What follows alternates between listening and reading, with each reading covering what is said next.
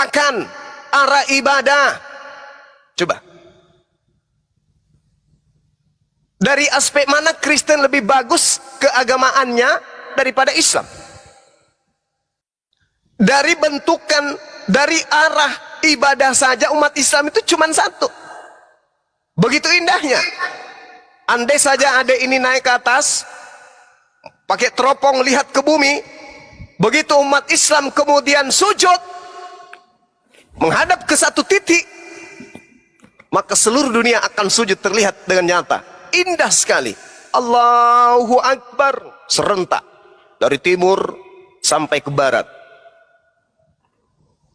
Begitu juga kemudian ketika mereka bangkit dari sujud. Indah sekali. Andai saja bisa ke atas menggunakan teropong, lihat bagaimana di atas bumi ini umat Islam itu beribadah kepada Tuhannya. Itu dikatakan, kalau agamamu tidak lebih baik dari ahli Taurat, kamu tidak akan masuk ke dalam surga. Itu kuncinya. Kalau percaya kepada Yesus.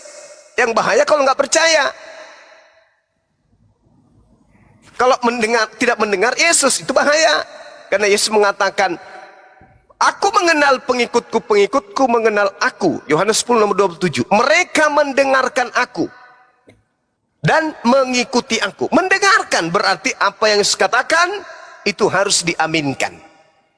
Nah, hidup keagamaan harus lebih baik, lebih sempurna, lebih tertata, lebih nyaman, lebih indah daripada ahli Taurat, baru bisa masuk ke dalam surga.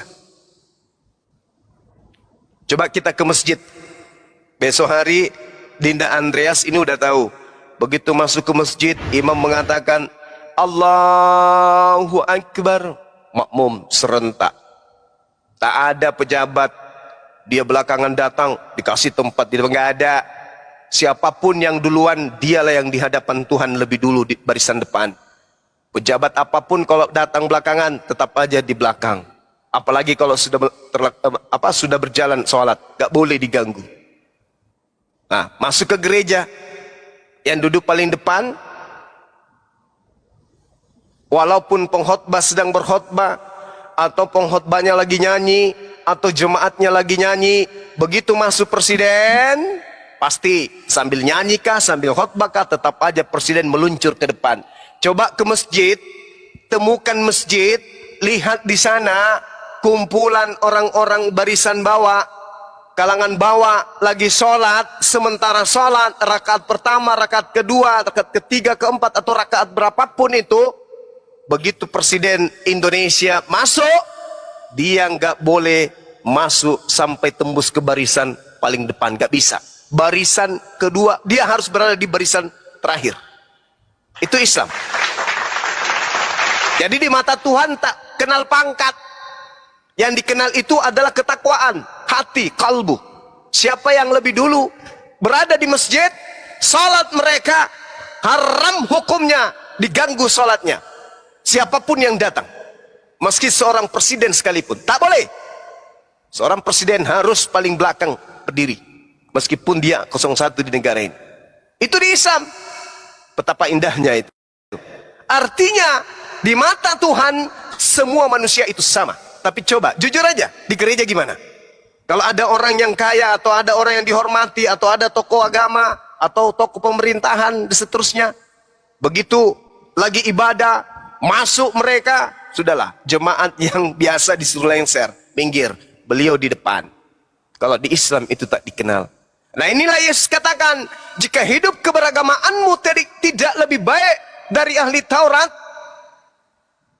maka kamu tidak akan masuk ke dalam surga. Itu aja dulu poinnya. Tidak akan masuk ke dalam surga. Ini sederhananya dulu. Silakan. Mungkin ada tanggapan atau ada tambahan pada saudara-saudara, guru-guru saya, silakan. Iya, Bang Suma, terima kasih. Ini yang menjadi kendala sekarang kan pertanyaannya seperti ini. Kenapa kok ini pasangan saya tetap kekeh dia mau ke gereja? Padahal saya sudah bilang, Yesus pun cara beribadahnya, bersembahyangnya itu dengan sujud. Iya. Tetapi orang Kristen kan mereka gimana cara beribadahnya? Malah tepuk tangan, joget-joget, malah pakai jas, pakai apa alat musik segaban itu loh. Itu bukan yang diajarkan sama Tuhan. Tetapi tetap saja, mungkin dia ngerasa malu ya untuk sujud. Saya nggak tahu apa yang dipikirkan sama kekasih saya ini. Iya. Jadi Yesus mengatakan di dalam Yohanes 14 nomor 12, jika engkau mengasihi aku, maka engkau juga akan melakukan pekerjaan yang aku lakukan, kata Yesus. Nah, kalau mengasihi beliau, harus kemudian melakukan apa yang beliau lakukan. Beliau melakukan ibadah. Cara ibadahnya seperti apa? Matius 26 nomor 39. Yesus maju ke depan, lalu berdiri, sujud, berdoa. Nah, harus ada agama yang lebih baik daripada itu. Karena apa yang dilakukan oleh Yesus adalah hidup keberagamaan berdasarkan ahli Taurat. Galatia 4 nomor 4. Yesus takluk di dalam hukum Taurat. Berarti Yesus beribadah berdasarkan hukum Taurat. Kalau Yesus hanya maju berdiri, lalu dia sujud dan berdoa, hidup keagamaan harus lebih baik dari ini. Nah, mari kita lihat siapa yang lebih baik cara ibadahnya dari Yesus. Ada nggak sujud di Kristen? Tak ada. Di Islam ini lebih baik. Islam lebih baik. Terus yang kemudian yang harus saudara adik saya ini pikirkan, Yesaya 66 nomor 23. Sabat berganti sabat, bulan berganti bulan, seluruh manusia akan datang kepadaku, sujud, menyembah di hadapanku. Kalau cinta kepada Bapa, cinta kepada Yesus, satu-satunya cara ibadah hanya sholat. Karena perintahnya. Sabat berganti sabat, bulan berganti bulan, seluruh manusia akan datang kepadaku, sujud beribadah menyembahku. Akan datang. Berarti cerita tentang nubuah yang akan terjadi. Yesus Matius 26:39, dia maju ke depan, lalu sujud, lalu berdoa. Siapa yang melakukan kesempurnaan ibadah kayak gini? Hanya di Islam. Hanya di Islam. Sementara Yesus mengatakan, percuma mereka memuji aku dengan mulutnya, sedangkan yang mereka lakukan adalah perintah manusia. Coba, siapa yang memerintahkan orang-orang Kristen ke gereja menyembah Yesus? Ada perintah Bapa? Ada perintah Yesus? Tak ada, perintah manusia. Perintah manusia. Natalan ada perintah Bapa, ada perintah Yesus, perintah manusia. Memperingati kematian Yesus. Iya, silakan. Iya betul, memang di Alkitab pun nggak ditulis kalau sebenarnya umat Kristen diwajibkan untuk ke gereja tiap hari Minggu. Nah, lalu Ya udah, ya nggak tahu. Kan dia diajarin dari kecil kayak gitu. Ya itu dia makanya Lah kok gitu? Minggu Kak, setiap minggu kita Iya, juga silakan. kita pergi ini beribadat setiap minggu. Oh bilangnya nggak ada sih, dicatat ada, temu makanya baca Bible-mu. Nggak ada perintah di Bible untuk ibadah hari Minggu. Ini sudah sering saya ulas, bahkan beberapa pendeta pun kabur dari materi ini. Al-Quran tidak akan pernah mungkin bohong. Sabar dulu. Coba dibuka Bang Juma. Kalau benar, Iya. kalau benar Coba. Zuma mau menjelaskan. Sebentar dulu, diam dulu. Lu kalau ngomong sakik ya, lu ngomong sakik, diam. Sabar ya, sabar. Al-Quran kami itu kalamullah. Kami yang meyakini Al-Quran itu perkataan pencipta alam semesta yang maha tahu. Jadi tidak mungkin kemudian ada yang salah di dalam Al-Quran. Tidak mungkin. Tidak mungkin. Karena Allah maha tahu. Al-Quran mengatakan, A'udzubillahi minasyaitonirrajim. Wa idza qila lahum ittabi'u ma anzalallahu qalu bal nattabi'u ma alfaina alaihi aba'ana awalau kana aba'uhum la ya'qiluna syai'a. wala yahtadun. Dan apabila dikatakan kepada mereka, ikutilah apa yang telah diturunkan oleh Allah, mereka akan menjawab, tidak, kami tidak mau ikut. Kami hanya mengikuti apa yang kami dapati pada nenek moyang kami melakukannya. Padahal nenek moyang mereka itu tidak mengetahui apapun dan tidak mendapat petunjuk sedikit pun. Ini kata Quran. Mari kita buktikan. Wahai para pendeta, wahai para pastor, wahai sarjana-sarjana STT. Al-Quran mengatakan bahwa kalian secara berjamaah, berkelompok secara agama, beribadah hari Minggu hanya mengikuti ajaran nenek moyang kalian. Betul tidak? Kalau salah Al-Quran ini, berarti ada perintah Yesus atau ada perintah Bapa ibadah hari Minggu. Ada perintah Bapa, ada perintah Yesus beribadah menyembah kepada anak Maria. Ada perintah Bapa makan babi, ada perintah Bapa tidak bersunat. Kalau Al-Quran keliru. Sayangnya Al-Quran betul. Coba Anda pulang ke rumah, tanya emak, tanya bapak. Bapak, yang ngajarin kita ke gereja menyembah Yesus itu siapa? Ada dalilnya tidak? Kok kita harus ibadah Minggu? Ada dalilnya tidak? Mau sampai bulu halisnya gugur semuanya, tidak akan pernah ditemukan jawaban itu di Bible. Makanya Yesus mengatakan, percuma mereka semua melakukan pemujaan kepada saya, sedangkan pekerjaan-pekerjaan yang mereka lakukan hanyalah perintah manusia.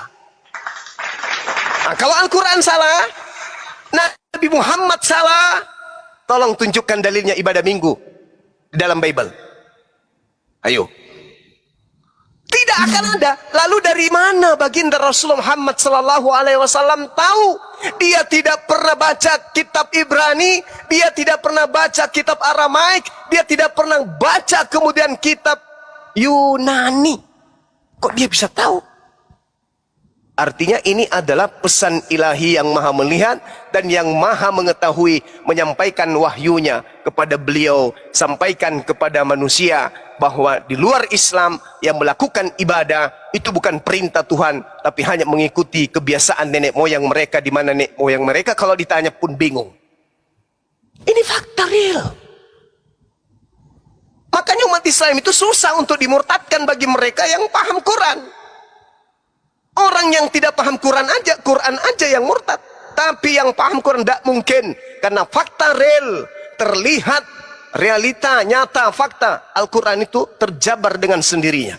Nah, kalau saudara pengikut mengatakan ada dalilnya, ayo. Kita kasih waktu 1 menit. Tinggal sebut, saya bacakan. Bang Simon, boleh saya tanya ayat Ya. Alkitab ini?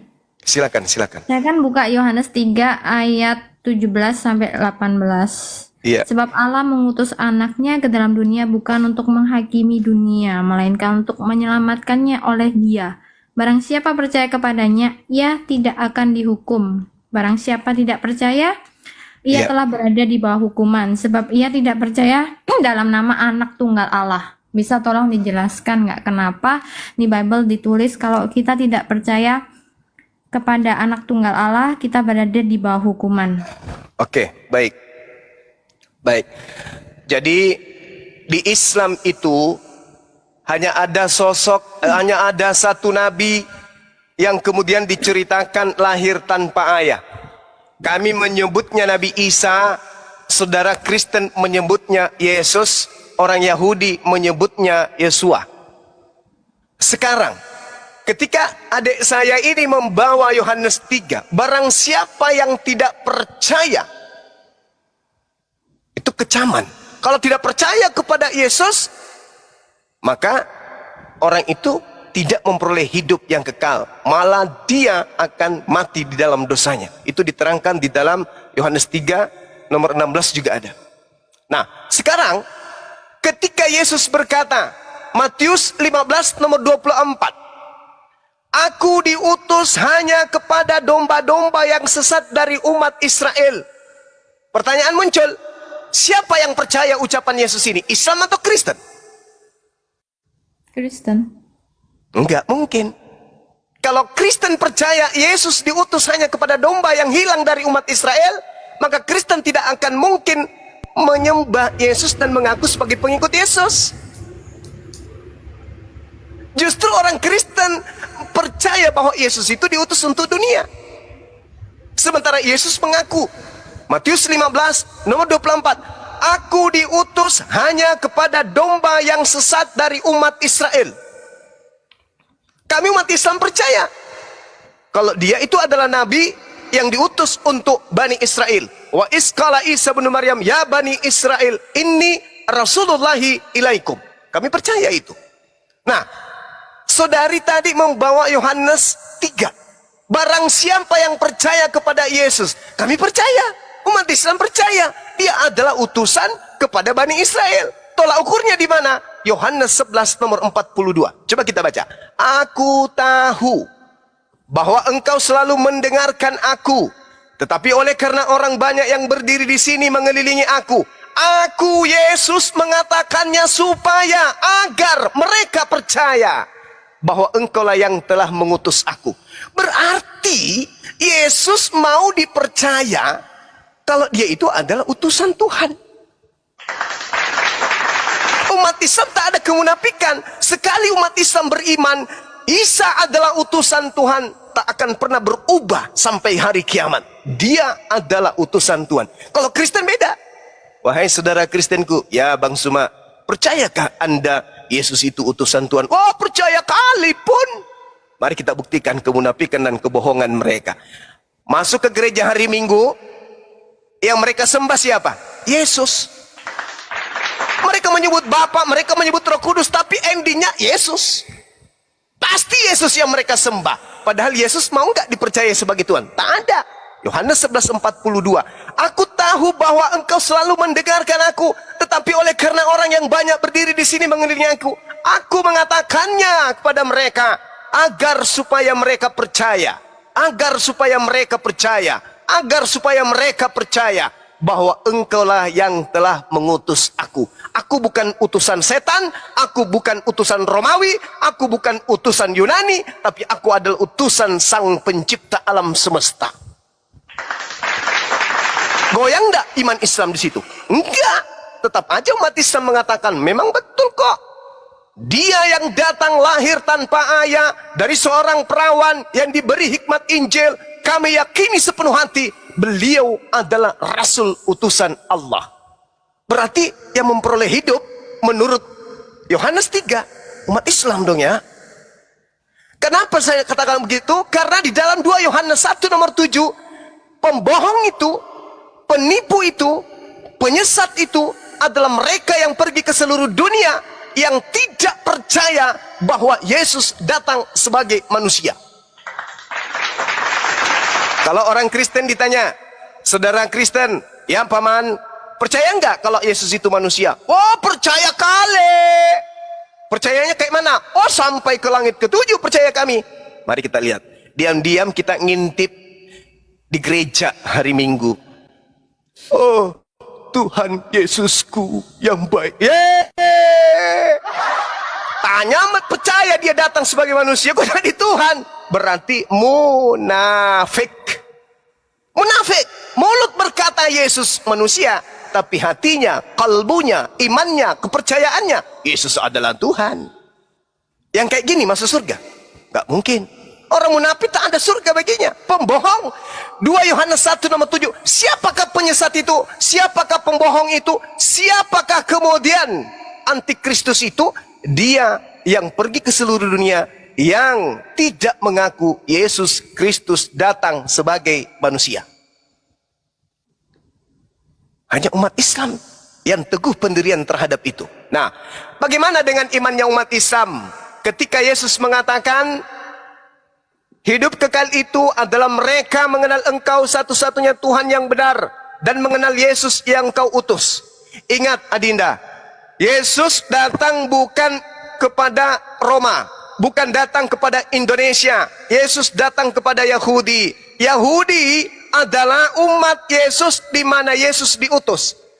Kelompok di sana ada 2, ada yang menerimanya, ada yang menolaknya. Yang menerimanya sebagai Mesias atau Al-Masih atau orang yang ditahirkan, orang yang ditasbihkan, orang yang dijadikan sebagai nabi. Yang golongan kedua, orang yang menolaknya. Kristen belum ada di sini, belum. Kristen belum ada. Yesus datang menemui kaumnya, umatnya terpecah menjadi dua kelompok. Yang pertama yang menerimanya sebagai Mesias yang mereka tunggu. Yang kedua adalah yang menolaknya. Yang mendirikan agama Romawi, Katolik Romawi ini adalah yang menolak Yesus. Makanya Yesus datang di dalam Yohanes 5 nomor 36. Dia katakan begini, ada kesaksianku yang lebih penting dari kesaksian Yohanes Pembaptis, bahwa seluruh mujizat, seluruh pekerjaan, tanda-tanda, kekuatan yang aku lakukan di tengah-tengah Bani Israel, mujizat itulah, pekerjaan itulah yang aku lakukan, dan pekerjaan itulah yang bersaksi bahwa Bapa yang telah mengutus aku. Apa maksudnya? Mujizatnya Yesus membangkitkan orang mati, membuat orang buta melihat, membuat orang lumpuh berjalan, air menjadi anggur, dan seterusnya, bla bla bla bla bla. Mujizat-mujizat, pekerjaan-pekerjaan inilah yang menjadikan orang-orang Kristen mempertuhankan anaknya Ibu Maria. Padahal menurut Yesus, justru mujizat-mujizat yang dilakukan di tengah-tengah umat Israel ini bersaksi kalau dia utusan Tuhan, bukan anak zina. Jadi yang benar imannya terhadap itu adalah umat Islam. Terakhir, Yohanes 17 nomor 8. Ini pengakuan Yesus nih. Apa kata Yesus? Coba adik buka di situ. Yohanes 17 nomor 8. Segala firman yang engkau berikan kepadaku telah aku sampaikan kepada mereka. Mereka ini siapa? Mereka bukan Kristen. Mereka adalah Bani Israel, murid-muridnya yang asli. Dan mereka telah menerimanya. Dan mereka percaya dengan pasti bahwa engkaulah yang telah mengutus aku. Berarti murid-murid Yesus yang asli menerima segala firman dari Yesus yang menjadi jatahnya dia untuk ia sampaikan kepada muridnya Bani Israel. Mereka semua percaya bahwa Yesus ini betul-betul adalah utusan Elohim. Bukan tukang sihir, bukan penyesat, bukan anak zina, bukan anak haram, bukan makhluk terkutuk, tetapi benar-benar betul-betul Yesus ini utusan Elohim, Eloah Abraham, Eloah Ishak, Eloah Yakub. Mesias yang mereka tunggu adalah utusan Eloah Abraham, Ishak dan Yakub.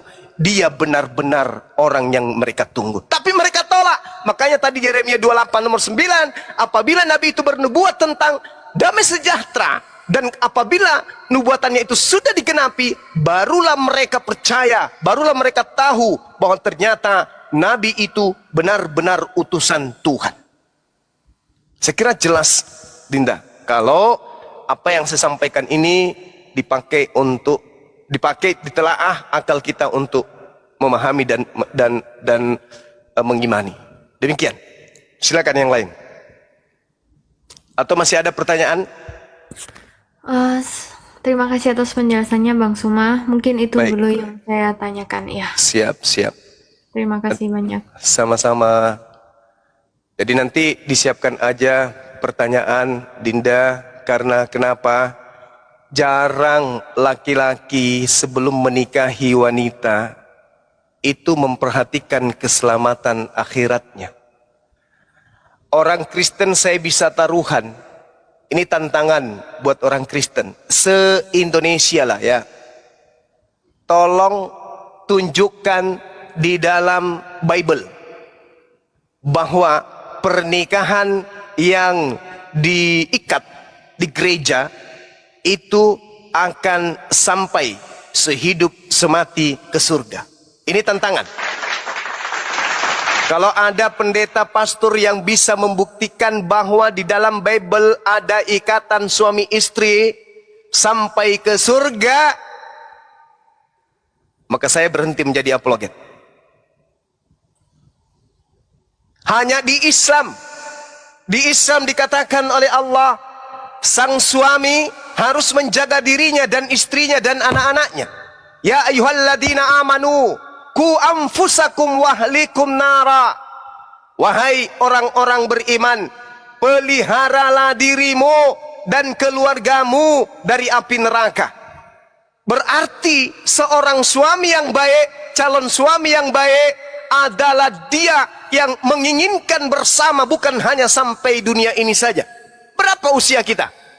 20 tahun, 30 tahun, 40 tahun, 50 tahun, 60 tahun, paling juga santer-santer 90 tahun. Selamat tinggal dunia. Habis itu kita kemana? Bahagia kita di dunia. Siang malam kita bekerja, membesarkan anak, happy-happy. Begitu meninggal tidak ketemu lagi. Jadi diantar mayatnya ke pemakaman itu adalah pertemuan yang terakhir. Dan tak akan pernah lagi ada pertemuan. Apa artinya kayak gitu? Tapi kalau di Islam tidak. Al-Quran mengatakan jannatu adni yadkhulunaha wa man salaha min abaihim wa azwajihim wa zurriyatihim, yaitu surga-surga Aden. Mereka masuk ke dalamnya bersama dengan orang-orang saleh dari nenek moyang mereka, dari pasangan istri-istri mereka, suami mereka, anak mereka, cucu mereka. Itu dalam Al-Quran. Berarti kita dengan istri kita, dengan anak kita berkumpul di surga bersama-sama. Subhanallah. Dalil kayak gini ada nggak di Bible? Nggak ada. Tapi ajaran kasih. Nggak boleh 2 istri, nggak boleh 3 istri, harus 1. Tapi untuk apa setia di dunia, tapi nggak sama di akhirat? Untuk apa? Untuk apa? Kalau kita di Islam, fawahida, dikatakan oleh Allah, cukup 1.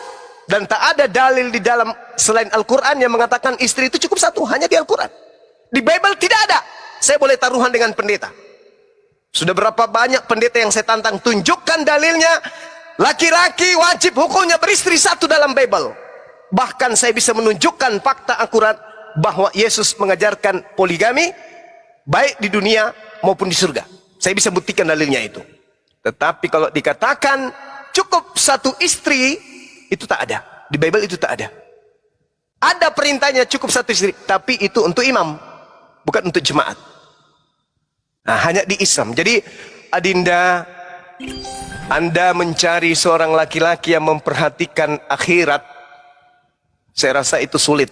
Jarang ditemukan laki-laki di zaman modern ini belum menikah sudah mencanangkan keselamatan surga untuk calon istrinya. Jarang sekali.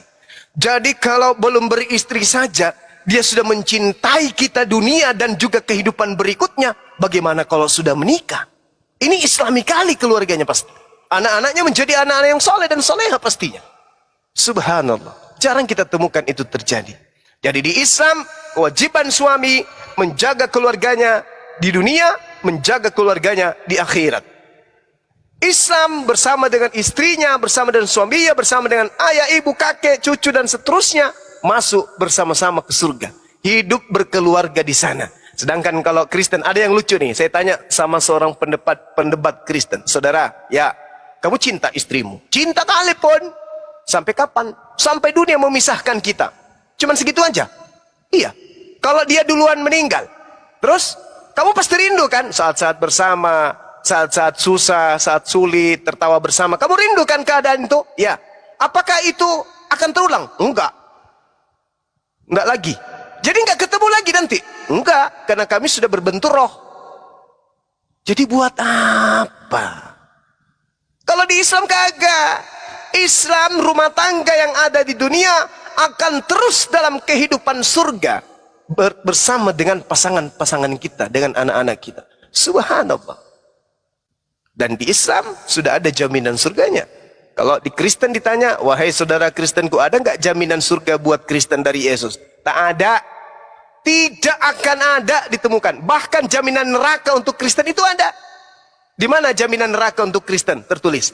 Matius 7, nomor 15 sampai nomor 23. Bukan setiap orang yang memanggil aku Tuan, Mar, Kurios, Lord akan masuk ke dalam surga. Kecuali, melainkan mereka yang melakukan kehendak Bapa. Nah, apakah kehendak Bapa nyembah Yesus? Tidak. Kehendak Bapa ibadah minggu? Tidak. Saya kira begitu, Dinda. Ya, Maaf kalau kepanjangan. Matius 7 berapa? Matius 7 nomor 15 sampai nomor 23. Dalami itu dalam sehari ini sampai besok. Habis itu kalau saya keliru, menurut Adinda saya salah tafsir, silakan naik kita tanya jawab lagi. Saya buktikan, saya tidak akan pernah salah tafsir tentang itu.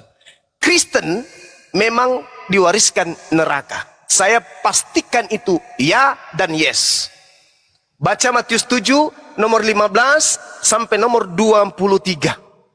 Di situ Yesus sudah mengatakan, tidak semua orang yang memanggil aku Tuhan akan masuk ke dalam surga, melainkan mereka yang melakukan kehendak Bapakku. Pada hari terakhir nanti, banyak orang yang memanggil aku Tuhan, Tuhan. Bukankah kami bernubuat pakai namamu, bermujizat pakai namamu, mengusir setan pakai namamu juga? Pada hari itulah aku akan berterus terang kepada mereka. Kalian semua, aku tak mengenal kalian, kalian menyahlah daripadaku, kalian semua adalah pembuat kejahatan. Na'udzubillah, summa na'udzubillah. Jangan sampai kita termasuk orang yang dikutuk oleh Allah. Fi qulubihim marad, dalam hatinya ada penyakit. Sudah dijatakan kebenaran, tidak mau menerima kebenaran, berarti ada penyakit. Supaya sembuh penyakitnya, pelajari Bible mendalam. Pelajari Bible mendalam. Jangan dengarkan doktrin dan dogma melulu. Pelajari Bible. Karena Bible itu yang akan mengantarkan kalian kepada Islam. Saya ulang, saudara-saudara Kristen, pelajari Bible dengan mendalam, dengan pendekatan akal. Jangan dengan doktrin, dogma melulu yang didengarkan. Pelajari. Pelajari, tak ada larangan belajar sendiri Bible. Ya, senjata yang kalian gunakan untuk pelajari Bible, akal. Harta yang paling berharga bagi kita manusia yang membedakan kita dengan hewan adalah akal. Itulah harta yang paling berharga yang membedakan kita dengan binatang, akal. Maka fungsikan akal ini untuk mencari kebenaran. Pelajari Bible dengan benar-benar. Jangan pelajari Quran dulu, pelajari Bible. Tapi dengan satu syarat, akal yang dipakai filter untuk menelaahnya. Pakai itu. Insya Allah Bible akan mengantarmu kepada Islam. Itu aja. Itu pesan saya kepada adik ini. Pelajari Bible dengan mendalam menggunakan akal. Insya Allah Bible justru akan mengantar Anda kepada Islam. Kami akan menyambut dengan baik, dengan damai sejahtera. Demikian untuk sementara. Mungkin adik ini mau istirahat. Silakan. Atau ada masukan, saran dari guru-guru kita yang ada di sini. Silakan. Mantap penjelasannya Bang Juma. Terima kasih Guru Dap, mantap. Sangat sedap. Lanjut Bang Andi, mungkin ada tambahan dari Bang Andi atau Satanavi? Kalau saya Atau sih nggak dari nambah kawan-kawan Mbak. yang lain? Yang sekarang ini Mbak Miu, kita kasih tahu dia gimana penjelasannya Bang Juma. Ada yang mengganjal atau apa? Silakan Mbak Miu. Ya, saya akan pelajari Matius 7 ayat 15 sampai 23 hari ini. Saya udah baca sih, sekarang saya lagi buka Bible juga. Ya, saya tadi sudah menyimak dengan apa yang dikatakan Bang Suma, malah dari berbagai ayat Alkitab yang dia sebutkan. Saya coba pelajari hari ini juga. Nanti gimana-gimana ketika saya ada penjelasan lagi, saya ada pertanyaan lagi, saya bakal tanyain. Ya mungkin untuk saat ini saya akan mendalami dulu apakah isi Bible ini memang benar atau tidak benar. Saya akan coba ikuti arahan Bang Suma, saya akan belajar Bible dulu agar saya tahu mana yang betul dan mana yang enggak. Terima kasih. Mbak Miu nggak nanya Bang Juma, Ya, apakah Masya yang ada Mbak Miu nggak nanya Bang Juma, apakah di dalam Bible itu firman Tuhan atau bukan? Itu harus dijelasin dulu loh. Yang saya tahu itu waktu itu sempat ada info sih kalau Paulus itu kalau nggak salah nulis beberapa ayat ya, maksudnya beberapa kitab seperti Matius, Markus, betul apa enggak ya? Yang itu yang nggak benar. Silakan Bang Juma.